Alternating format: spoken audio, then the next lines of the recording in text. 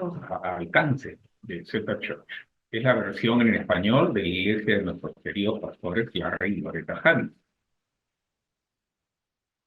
Durante este servicio vamos a estar teniendo Santa Cena, así que tengan listo algo para comer y algo para tomar. Asimismo, estamos recibiendo peticiones de oración.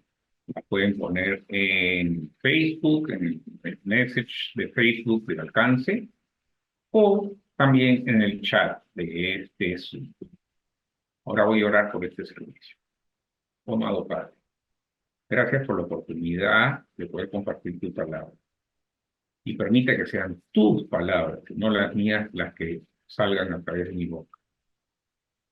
Bendice este servicio, Señor, y cubre con tu sangre preciosa. Y haz que tus ángeles acampen alrededor de todos los que tienen que ver y oír este mensaje para que puedan hacer sin ningún problema. Y también que no haya ningún problema técnico. Que todo fluya como es tu deseo. En nombre de Jesucristo, nuestro Señor. Amén. Amén. El día de hoy voy a compartirles un mensaje de nuestro querido anciano de la iglesia. Anciano no es de años, sino que tiene mucha experiencia en el Señor, acerca de desentrañar la definición del pecado según el Nuevo Testamento. Esta enseñanza fue dada el último sábado. Y empiezo. Hoy tengo un mensaje diferente del que pensé que iba a tener, que había preparado. Es la continuación de una serie que he estado enseñando durante casi un año. Esta es la cuarta entrega. El título de esta serie es Conociendo la verdad sobre el pecado. Te hará libre. Repitiendo, conociendo la verdad sobre el pecado te hará libre. Porque hemos estado bajo demasiada esclavitud. No solo la esclavitud de cometer el pecado, pero más que nada hemos estado bajo la esclavitud de la condena por el pecado y viéndonos a nosotros mismos como que todavía vivimos bajo la ley. Y yo quisiera cambiar eso. Y pasé muchos años luchando y orando y recibiendo enseñanza y tratando de obtener un entendimiento correcto. Y finalmente, cuando empecé a ver la luz, me di cuenta, wow, realmente no lo hemos estado viendo. Hemos tenido mucha religión, mucha teología, pero necesitamos mucho más revelación de lo que realmente sucedió en la cruz y en qué pacto estamos ahora ante Dios y cómo es. Como les dije, esta es la cuarta entrega por este tema. Y hoy me quiero enfocar en forma prioritaria de acuerdo a las entregas anteriores. Solo diré rápidamente que ya hemos cubierto el hecho de que todo pecado fue pagado para siempre por Jesucristo en la cruz. Eso lo vimos en las anteriores entregas. Él ofreció un sacrificio para siempre y se sentó a la diestra del Dios Padre. El Señor Jesucristo no tiene que pararse y ministrar un nuevo sacrificio sobre ti cada vez que pecas. Todo pecado ha sido pagado. No queda ninguna conducta humana que pueda condenar a la persona que está en Jesucristo. Esto es según Romanos capítulo 8, versículo 1. Ya no hay condenación. Enseñamos una de las entregas, una lección completa, sobre el hecho de que el sistema de la ley del Antiguo Testamento ya ha sido abolido. Ha sido clavada en la cruz, eliminada y hecha obsoleta. Ya no estamos bajo este sistema para ser juzgados y condenados. Sin embargo, hay algo interesante. Aunque el pecado es perdonado y aunque el sistema del viejo pacto ha sido abolido, ya no estamos bajo este sistema. La palabra pecado todavía aparece en la Biblia en el Nuevo Testamento, después del sacrificio de Jesús. Así que Aunque leas solo el Nuevo Testamento, vas a ver la palabra pecado mencionada. Y cuando lo veas, tienes que saber qué pensar. ¿Qué significa?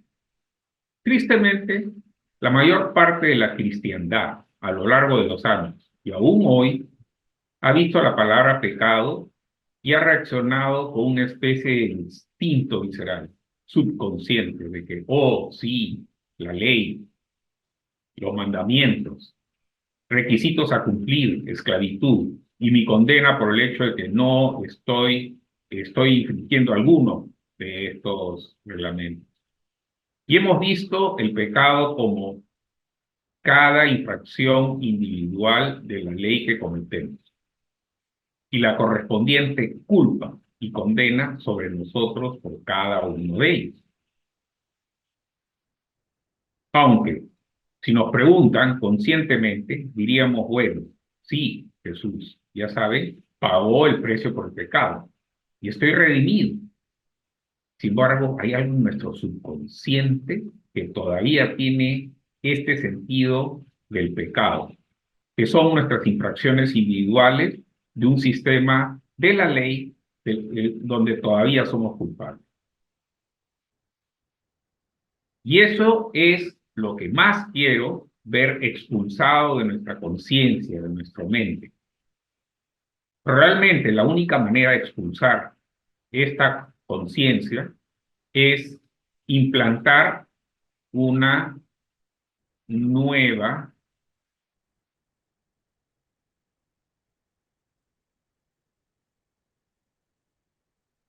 una nueva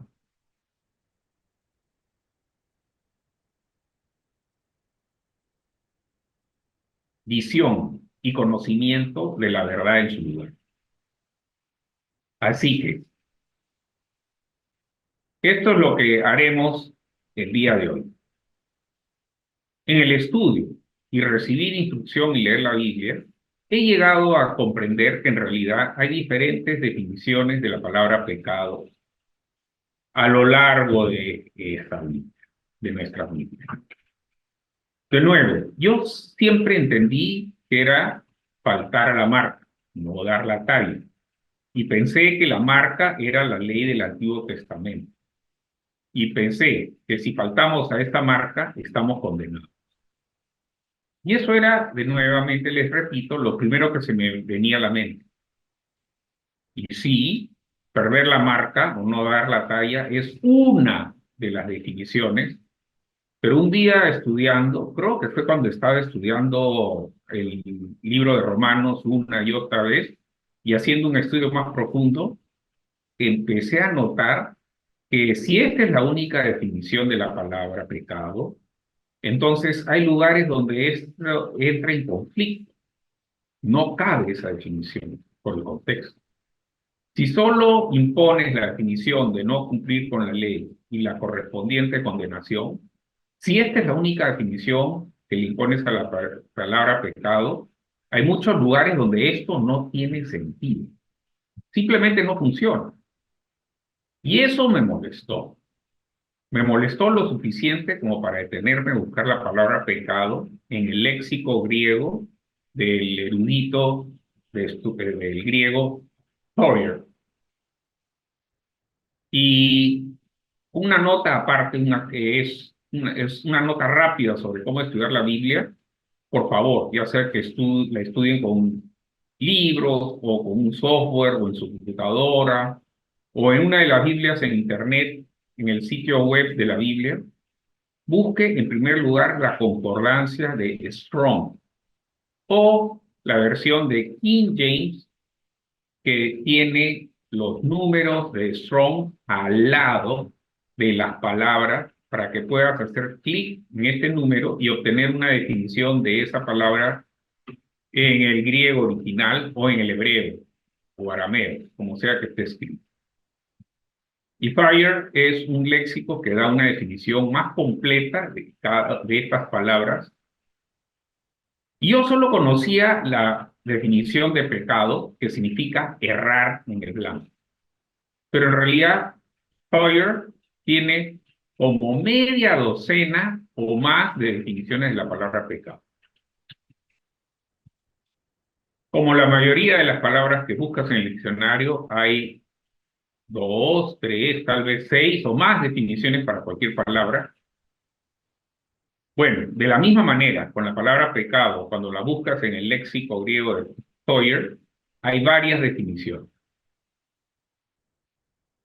Y de estas definiciones, y contrastarlas con la lectura de la palabra, las he consolidado en tres definiciones que creo que se puede imponer o se le puede dar en cualquier lugar de la Biblia donde mencione la palabra pecado. Cada vez que veamos la palabra pecado, debemos detenernos y preguntarnos, ahora, ¿cuál de estos tres significados es el que corresponde a la palabra pecado en este contexto? Y las tres definiciones que vamos a discutir hoy es una, la primera, el estado, pecado es el estado de estar sin parte en la naturaleza divina. Una de las definiciones de Sawyer es estar sin participación. Esa es una de las definiciones de la palabra pecado, es estar sin una participación en. Pero ¿una participación en qué? Bueno, es no tener parte en la naturaleza divina de la vida absoluta y eterna de Dios. Otra definición, la segunda, que es muy diferente a la primera, es cualquier violación de la ley, comúnmente una violación de la ley del Antiguo Testamento, que tenía, aparte de los 10 mandamientos, más de 600 y pico reglamentos. Esto es la segunda definición del pecado. La tercera definición del pecado que yo manejaba era simplemente errar el tiro. Esa es también una definición correcta, depende del contexto. Y la pregunta es, ¿cuál de estas definiciones debe imponerse cada vez que vemos la palabra pecado en la Biblia? Empecemos con la primera definición. El pecado es un estado. Y como esto es algo que no creo que muchos cristianos hayan considerado, y yo ciertamente no lo consideré hasta hace unos años cuando decidí buscar estas palabras, y Dios me incitó cuando vi que una de las definiciones era estar sin parte, y me pregunté, bueno, ¿sin parte en qué? Y Dios me trajo a la mente una escritura en Pedro, segunda de Pedro, primero al cuarto, donde dice que somos hechos partícipes de la naturaleza divina por promesas sumamente grandes y preciosas. Dios siempre tuvo la intención de que el hombre fuera partícipe de su propia naturaleza. El hombre fue creado como una parte de la naturaleza divina, pero luego por el pecado, el hombre perdió esa participación en la naturaleza divina. Y eso se convirtió en un estado de pecado. Porque antes de la caída, en Génesis 1, versículo 26, Dios dijo, hagamos al hombre a nuestra imagen y semejanza. Y cuando se refería a esto, también se refería a la parte espiritual del hombre, que era imagen y semejanza del Espíritu de Dios. Unos capítulos más adelante, esas mismas palabras se utilizan para describir cuando Adán engendró un hijo, su primer hijo, y lo engendró a su semejanza, una imagen. Ahora, piensen esto. Hemos leído este pasaje y nos sobrepasa tanto pensar que estemos hechos a imagen de Dios. ¿Qué podría significar esto de estar hechos a la imagen de Dios? Bueno, significa que espiritualmente estamos hechos de la misma clase, tipo y categoría de ser espiritual que lo que Dios es. Y poseemos la misma clase de vida que Dios tiene. Así como el hijo de un hombre es de la misma clase y tipo de ser que el hombre lo está engendrando. Y posee la misma vida que hace que el Padre viva. Las mismas palabras de imagen y semejanza se aplican en ambos casos. Dios hizo al hombre a su imagen y semejanza, en la misma clase y categoría de ser espiritual que en Dios, que es Dios. E hizo al hombre portador de la misma fuerza vital y naturaleza divina que hay en Dios. Del mismo modo que un hijo es portador de la vida y naturaleza del Padre. Así que el hombre fue creado con una parte de la naturaleza divina. Pero en Génesis capítulo 2, versículo 17, dice, pero del árbol de la ciencia del bien y del mal no comerás, porque el día que de él comieres, ciertamente morirás. Hemos estudiado esto muchas veces, pero ustedes saben, estamos tan conscientes de la muerte física, nosotros en general. ¿Qué pasó? Porque el hombre no murió físicamente ese día. De hecho, Adán vivió como 900 y algún y pico años después de eso. Vuelvo a decir, Adán no murió físicamente ese día, pero murió espiritualmente, porque cuando comió del fruto, perdió su parte en la naturaleza divina de la vida de Dios, el tipo de vida de Dios. De esa manera, él murió espiritualmente ese día y sin la fuerza de la vida divina en él, eventualmente el cuerpo tenía que morir también. Y ahora sí, esto se refleja en Romanos, el capítulo 5, versículos del 12 al 14. Ahora entremos en cómo podemos aplicar estas definiciones del pecado. El pecado, en una de sus definiciones, es estar sin parte en la naturaleza divina, porque Adán perdió la naturaleza divina cuando comió el fruto. Cuando él cometió el acto de pecado, él perdió su participación en la naturaleza divina y se cambió su estado en un estado de pecado, un estado de estar sin la participación. En Romanos, capítulo 5, versículo 12, dice, por tanto, como el pecado entró en el mundo por un hombre y por el pecado la muerte, así la muerte pasó a todos los hombres, por cuanto todos pecaron. Pues hasta que la ley del pecado estuvo en el mundo, pero el pecado no se imputa porque no hay ley. Entonces, está en estado de pecado, pero no se imputaba el pecado porque no había la ley. Ahora, aquí está el problema. Si leemos esto con el pensamiento tradicional de que los pecados son infracciones individuales, entonces pensaríamos, ¿cómo puede ser que todos los hombres pecaron? Bueno, ¿cómo sabemos si cada hombre realmente cometió una infracción de la ley? En el verso 13 nos dice, porque hasta antes de la ley dada por Dios mediante Moisés, el pecado estaba en el mundo, pero el pecado no se imputa donde no hay ley. Entonces, si el pecado es una infracción de la ley y no se imputa, ¿cómo podemos decir que el pecado estaba en el mundo cuando no había ley y no se imputaba? Pero trataremos de aplicar las diferentes definiciones en los diferentes lugares que vemos la palabra pecado para ver cuál es la definición que encaja y es aplicable. Probemos esto. En Romanos capítulo 5, versículo 12, leámoslo así. Por tanto, así como por un hombre entró en el mundo el pecado como estado, condición de estar sin participación en la naturaleza divina, y la muerte por el pecado o muerte, por estar separado de la naturaleza divina de la vida, y así la muerte se extendió a todos los hombres porque todos pecaron. Aunque no había ley para cometer infracciones, todos participaron del estado de ser sin participación en la naturaleza divina. Y este es un estado de pecado, aunque hasta la ley no se contaron o imputaron a los hombres infracciones individuales, de acuerdo a cómo rompían la ley de Moisés. Estamos empezando a ver que hay una diferencia entre las infracciones de un sistema de leyes y el estado de no participar de la naturaleza divina. Todos los nacidos de Adán nacen en el estado de pecado.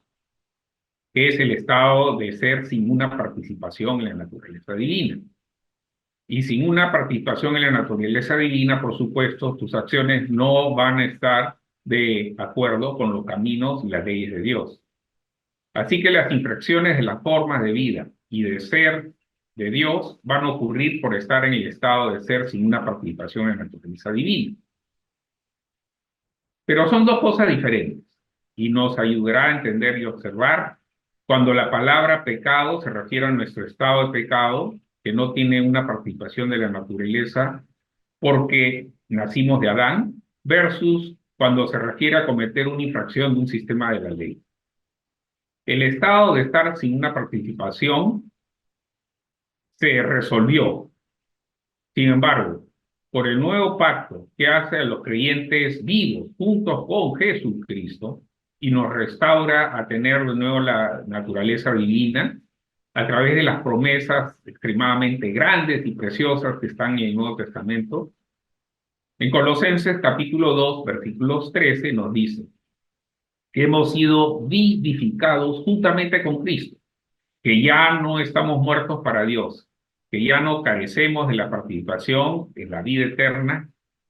Y en Pedro, segunda de Pedro, capítulo 1, versículo 4, nos dice que hemos sido hechos partícipes de la naturaleza divina por medio de las promesas sumamente grandes y preciosas. También lo dice ahí.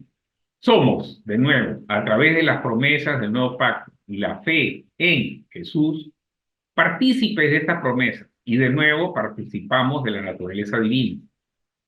Y tenemos esta participación en nuestra vida. Alabado sea Dios. Esto es algo para emocionarse.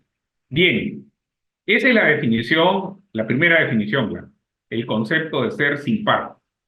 La definición, la segunda definición, es el pecado como violación de la ley. Ese es el que más comúnmente pensamos, la mayoría.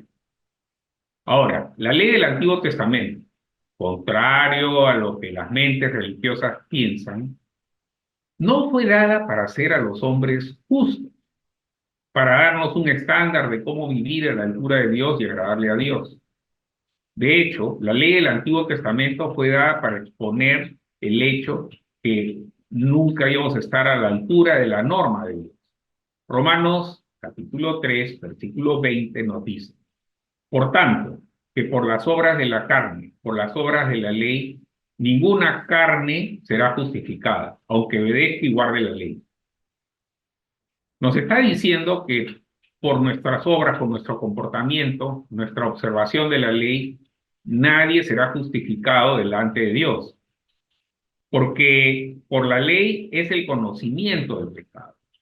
La ley no nos libera del pecado, la ley nos da el conocimiento del pecado. Nos hace tomar conciencia de la naturaleza del pecado que tenemos. Nos da el conocimiento del hecho de que en Adán somos pecadores, porque en Adán perdimos el tener parte de la naturaleza divina. Y no podemos evitar involucrarnos en una conducta que va en contra de los caminos de Dios. La ley fue dada para mostrarnos ese hecho. Después que el hombre perdió la participación, quedamos sumidos en tal oscuridad espiritual que ni siquiera podíamos darnos cuenta de la maldad de nuestras propias acciones. No podemos ver una norma justa para entender, no podíamos tener una norma justa para lograr entender cuán injustos habíamos llegado a ser.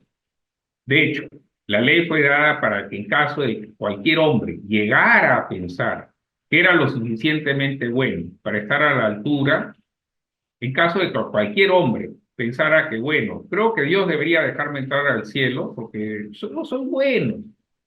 En caso de que cualquier hombre pensara que sus obras son lo suficientemente buenas para ser justificado ante los ojos de Dios, la ley fue dada para probarle que no iba a ser suficientemente bueno, para probarnos que nunca iba a ser suficientemente bueno, porque no podemos estar a la altura de esta norma, porque no tienes parte de la naturaleza divina, no puedes estar a la altura. Eso prueba que eres un pecador sin parte en la naturaleza divina y prueba que estás condenado por estas leyes que no puedes cumplir. Basta una pequeña infracción en cualquiera de todas estas y ya está condenado. Pero no se dio para dejarnos en la impotencia y la desesperanza. De hecho, la ley fue dada para hacernos desesperar de las obras, desistir de querer llegar a Dios mediante nuestro buen comportamiento, para hacernos renunciar a la idea de tratar de ser lo suficientemente buenos y justificarnos a través de las obras o a través de un sistema basado en el mérito. Gálatas, capítulo 3, versículo 24, nos dice: por lo tanto, que la ley fue nuestro tutor o ayo para llevarnos a Cristo, a fin de que fuésemos justificados por la fe.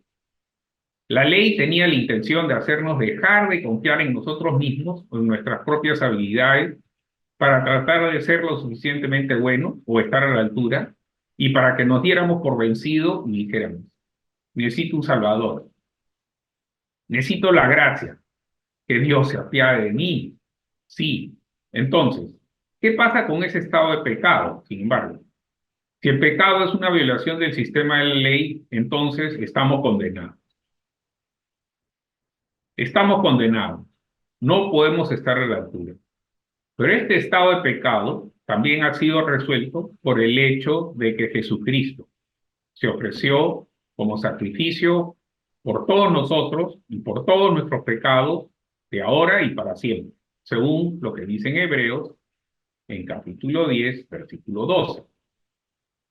Jesucristo ofreció un sacrificio por los pecados para siempre y se sentó a la diestra de Dios. Él no tiene que saltar del trono otra vez y lidiar con los pecados que tú vas a cometer mañana o el próximo martes o nunca más. Entonces, para poner un clavo más en el ataúd de este aspecto, el pecado, que es una violación de la ley, y la condenación correspondiente, no solo el sacrificio de Jesús lidió de una vez y para todas con el pecado, para que ya no pueda ser condenado por este mismo, sino que Dios abolió el sistema de la ley del Antiguo Testamento. No vamos a dedicar tiempo a leer cada uno de ellos, pero puedes buscarlo por tu cuenta. En Efesios, capítulo 2, versículo 15, nos dice que Dios ha abolido la ley que estaba contra nosotros. En Colosenses, capítulo 2, versículo 14, nos dice que Dios clavó la ley en la cruz de Cristo y la borró, o en Reina Valera, la versión Reina Valera de la Biblia, dice: borró la escritura de la ordenanza que estaba en contra de nosotros.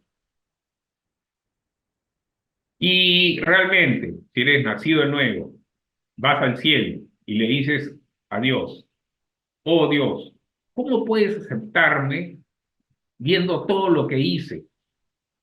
Violé la ley que está en Deuteronomio 37, versículo 19, o algún lugar así. Y ahí en el cielo, Dios simplemente abrirá la copia de ese capítulo y verso de Deuteronomio y dirá: bien, solo veo una página en blanco.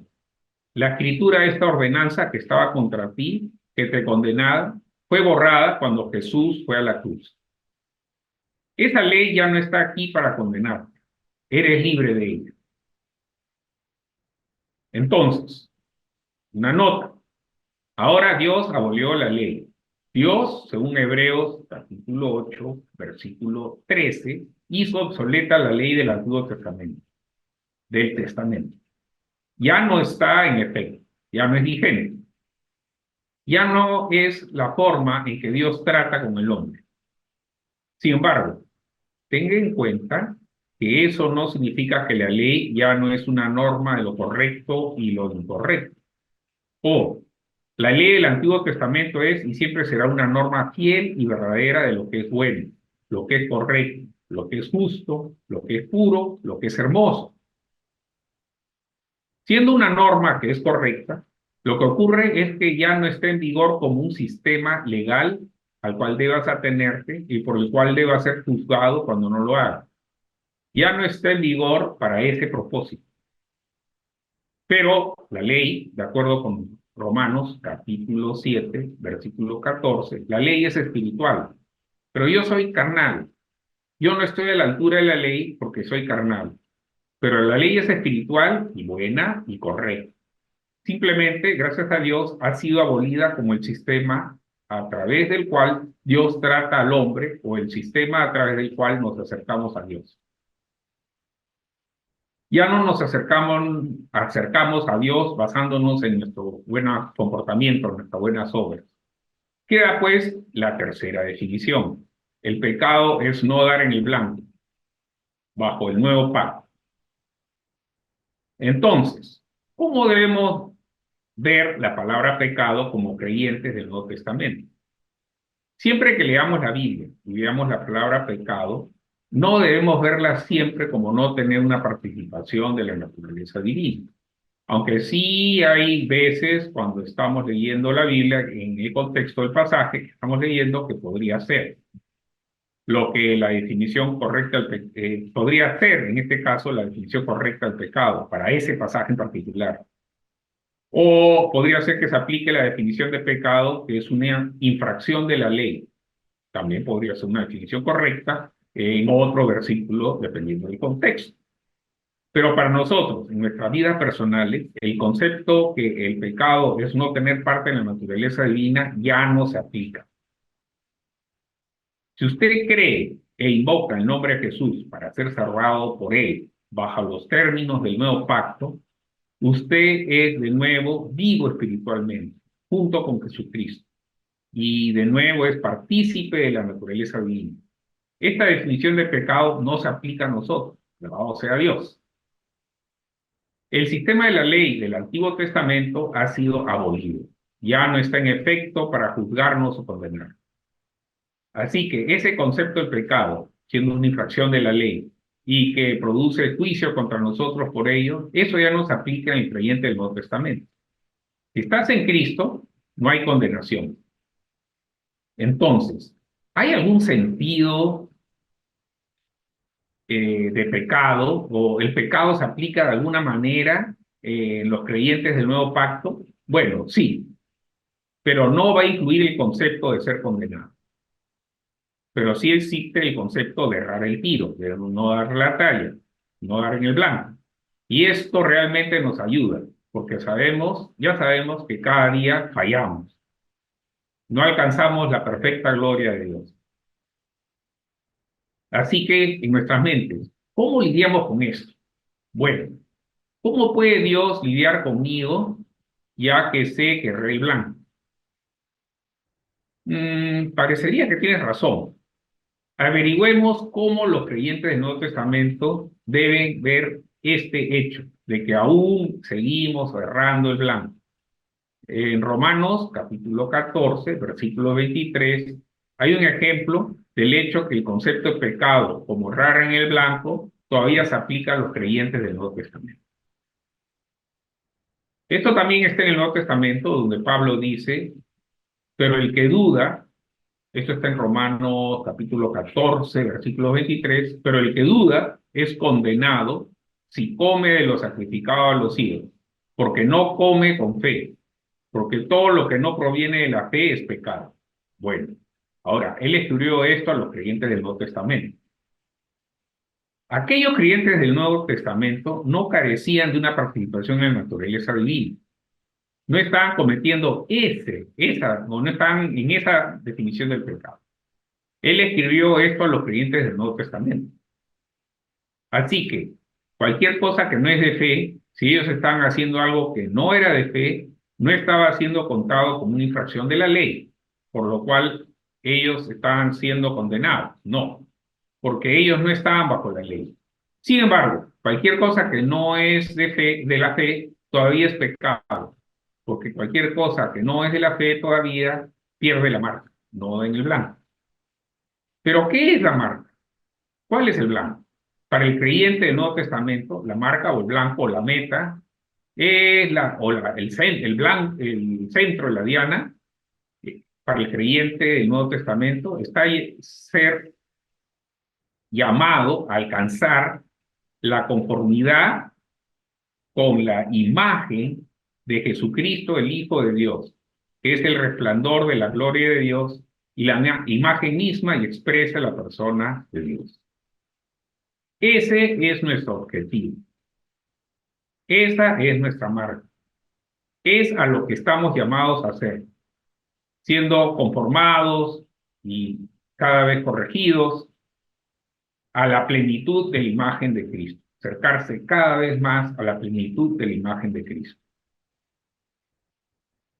Lo seremos, pero en esta vida, en este cuerpo de carne, no toda nuestra conducta está a la altura de esta marca. Todavía estamos siendo conformados, transformados diariamente mientras Dios trabaja en nosotros para querer hacer su buena voluntad. Mientras crecemos espiritualmente y mientras aprendemos a caminar más y más de acuerdo al Espíritu Santo y menos de acuerdo a la carne. Cada vez cerraremos la marca menos y menos, pero seguiremos cerrando en el blanco. No conozco a nadie que esté a la altura de la plenitud de la imagen del Hijo de Dios, aunque quizá algunos líderes de ciertas sectas creen que sí lo están. No estamos dando en el blanco siempre, pero he aquí la buena noticia. Para el creyente del Nuevo Testamento no hay ninguna ley que prohíba errar el blanco. De hecho, Pablo nos dice en 1 Corintios capítulo 10, versículo 23, que todas las cosas me son lícitas, pero no todas las cosas me son convenientes. Todo me es lícito, pero no todo me edifica. Todas las cosas son lícitas, pero no todas son útiles para mí. Incluso cuando uno miente, de cualquier modo, forma, manera, en cualquier tipo de conducta humana que puedas nombrar, eso es lícito para mí. Eso no significa que sea bueno, no significa que sea correcto.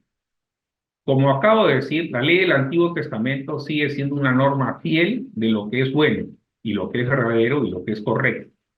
Y no cumplir esa norma sigue siendo malo, aunque la ley no esté en vigor para juzgarnos y condenarnos, porque estamos en Cristo. Estamos en un nuevo pacto, y en este nuevo pacto ya no hay una ley que nos juzgue para condenarnos y encontrarnos culpables frente a Dios. Por lo tanto, nada es ilegal, nada es contrario a la ley, nada nos condena ni nos juzga. Todas las cosas me son lícitas, aunque algunas de ellas sean erróneas y malas y no den en el blanco de la imagen de Cristo, y por lo tanto no sean buenas para mí o para ti. Sería bueno dejar de hacer estas cosas, errar la marca. De hecho, tratamos esto en uno de los mensajes anteriores, que aunque no hay condenación por el pecado, todavía hay consecuencia por la conducta acá en la tierra. El hecho de que Dios dijo, quien siembra para la carne cosechará corrupción, eso sigue siendo vigente. Bueno, eso no es un juicio bajo un sistema de ley, es solo un principio del hecho de que Dios ha juzgado toda conducta que está fuera de sus maneras de ser y hacer. El juicio sobre su conducta, esa conducta es corrupción. Eso no significa que Dios te odie por pecar. Eso no es Dios juzgándote por pecar. Eso no lo es. Eso no es Dios desquitándose contigo personalmente. Esto es lo que tu persona, eso es que tú personalmente te sales de la naturaleza divina para la que Dios te ha hecho y vas y te involucras en algo que tiene una maldición de corrupción. Tú te lo buscaste. Eso no es un juicio. Y nos ocuparemos de eso en un par de mensajes que vienen en el futuro. Pero esta idea de errar el blanco, quiero darles una visión más clara de lo que realmente es errar en el blanco. Sí, errar el blanco realmente es cualquier cosa que esté fuera de la gloria de Dios y la imagen de Cristo. Pero eso no vuela la cabeza. Eso está más allá de la comprensión. ¿Cómo es posible y cómo podría yo estar a la altura de la imagen de Cristo y la gloria de Dios? Lo que voy a proponer es esto es una futura lección.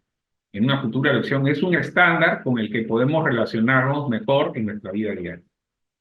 Una definición más práctica para el creyente del nuevo pacto es que erramos al saber, ver o pensar o creer, hablar o hacer cualquier cosa que sea contraria, distinta o en lugar del diseño de nuestro Hacedor, Dios Padre, para nosotros personalmente, o los caminos correctos de nuestro Rey y su reino. Y eso viene de Jesús diciendo, busquen primero el reino de Dios y su justicia. O una traducción dice, buscad primero el reino de Dios y los caminos rectos de su reino. El rey y los caminos de su reino son los correctos. Estos son los caminos en los que debemos tratar de vivir y andar. Y hay razones para ello. Pero gracias a Dios, una de las razones no es que porque no andemos seremos condenados, porque sabemos que erramos todos los días, pero no somos condenados por ello. Pero cada día, por nuestro propio bien, por nuestro propio beneficio, debemos de poner bajo escrutinio todo lo que creemos, que sabemos, cada pensamiento que tenemos, cada forma en que vemos o miramos las cosas, todo lo que creemos y todo lo que hablamos y todo lo que hacemos, para preguntarnos, ¿es esto conforme a la imagen de Cristo? ¿Es conforme al diseño que el Creador hizo para mí? En cuanto a la conducta moral, ¿está esto en conformidad con los caminos correctos de mi Rey y su reino, que Él me diseñó para que caminara junto con Él? Esto importa por nuestro bien. Sin embargo, gracias a Dios, aun cuando fallamos la marca bajo el nuevo pacto, no hay condenación por ello, porque bajo el nuevo pacto no hay una ley contra fallar la marca de la gloria de Dios y la naturaleza divina y la vida divina. La vida divina y la naturaleza divina nos son dadas como un don gratuito, por gracia, si la aceptamos y recibimos a Cristo. Nada puede hacer que la perdamos. De hecho, se me ocurrió mientras estudiaba para esto que hay 613, creo que son 613 mandamientos bajo el sistema de la ley del Antiguo Testamento, que los hombres tenían que obedecer y ajustarse a cada uno de ellos para evitar ser condenados y juzgados por la ley. Pero a Adán Dios solo le dio un mandamiento, no comer del árbol del bien y del mal. Solo le dio un mandamiento, pero ni siquiera ese único mandamiento pudo cumplir. La buena noticia es que bajo el nuevo pacto ni siquiera tenemos un mandamiento. El único requisito es estar en Cristo. Si estás en Cristo, no hay condenación, no hay nada que te condene. Y en el nuevo pacto no hay ninguna ley a la que tengas que conformarte para evitar el juicio o condenación. De hecho, bajo el nuevo pacto no solo no hay ley ni condenación, no hay ley contra errar el blanco, sino que Dios dice, como parte del nuevo pacto, esto es parte del texto del nuevo pacto que Dios ha hecho. Él dice en Hebreos capítulo 8, versículo 12, porque tendré misericordia de su injusticia y de sus pecados y de sus obras inicuas. No me acordaré más. El pecado, la primera definición, es un estado de estar sin parte en la naturaleza divina. Eso ya ha pasado, ya no es aplicable al creyente del Nuevo Testamento. El pecado es un concepto de perder la marca de la ley o del conformarse a la imagen de Cristo. Y ser juzgado bajo la ley ya no se nos aplica al creyente del nuevo pacto. La única definición de pecado que es aplicable a nosotros es el concepto de perder la marca de conformidad, no darle la marca de conformidad o no cumplir con la marca de acuerdo a la conformidad de la imagen de Cristo. Pero no hay ley contra eso. Y Dios promete que cuando cometamos el acto de perder la marca o no dar el blanco, Él ni siquiera lo recordará. No es que Él ignore tus acciones, pero si vas a Él y le dices, Padre, ¿cómo puedes amarme todavía considerando lo que hice? Él no ignora lo que hiciste, pero no lo recuerda como una falta al blanco. Él se niega a retener el conocimiento de que tú faltaste a la marca, porque si Él pudiera ver que faltaste a la marca, Él no estaría justificado en amarte. Y Él no permitirá que nadie te separe de su amor. Gloria a Dios.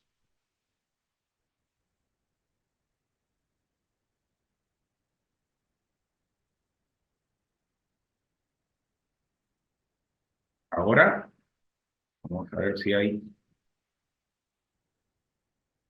Vamos a hacer una eh, oración de entrega. Como le estaba diciendo, los creyentes, los que están en Cristo, es porque han nacido de nuevo.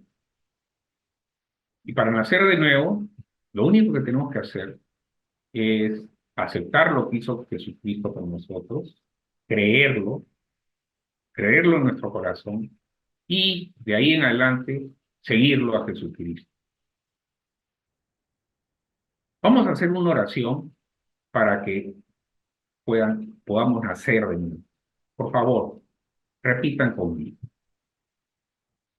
Oh amado Señor Jesucristo, yo te creo a ti que tú has muerto por mi pecado. Tú has muerto por el pecado de no tener parte en la naturaleza de Dios. De modo de que pueda ser lavado y pueda ser restaurado y pueda tener de nuevo la naturaleza divina. De nuevo ser hijo de Dios Padre. Nacido de nuevo, nueva criatura. Te reconozco como mi Salvador por ello. Y de ahora en adelante te voy a seguir como mi Señor, porque eres mi Señor y mi Salvador. Gracias, en el nombre de Jesucristo, nuestro Señor. Amén y amén. A continuación, nuestra hermana Ana María va a guiarnos en la comunión.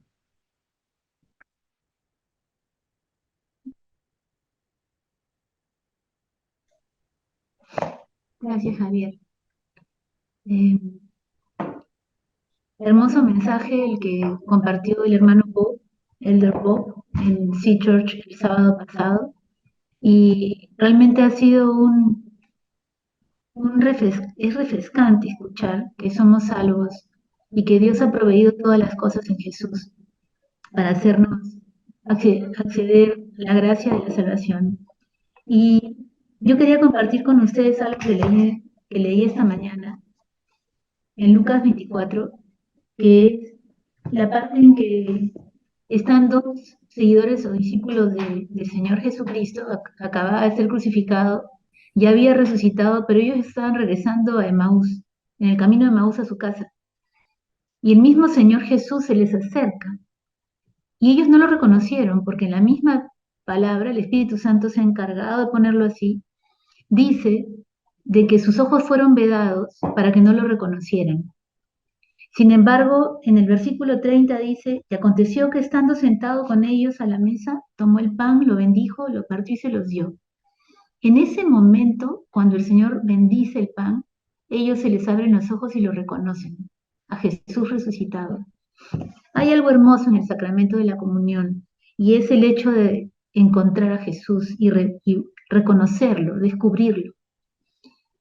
Reconstruyamos nuestra relación con Dios en base a una doctrina verdadera, a no complejizar las cosas. Dios no ha hecho complejo el que te acerques. Por eso en la palabra dice, cree solamente. Y por fe y porque creemos en Jesús, vamos a celebrar la Santa Cena. Gracias, Señor, porque tu cuerpo fue partido por nosotros en la cruz. Y tú pusiste tu vida, nadie te la quitó, tú la pusiste por amor a nosotros. Viste la gloria delante de ti, Señor, y no escatimaste el precio. Y por tu llaga fuimos curados, como está escrito, porque tú sufriste en tu cuerpo físico como ser humano, como hombre, todo ese sufrimiento, ese calvario que te llevó hasta la cruz. Y Señor, tomamos el pan hoy día, remembrando todo lo que tú has hecho por nosotros, y te damos la gloria a ti y comemos el pan.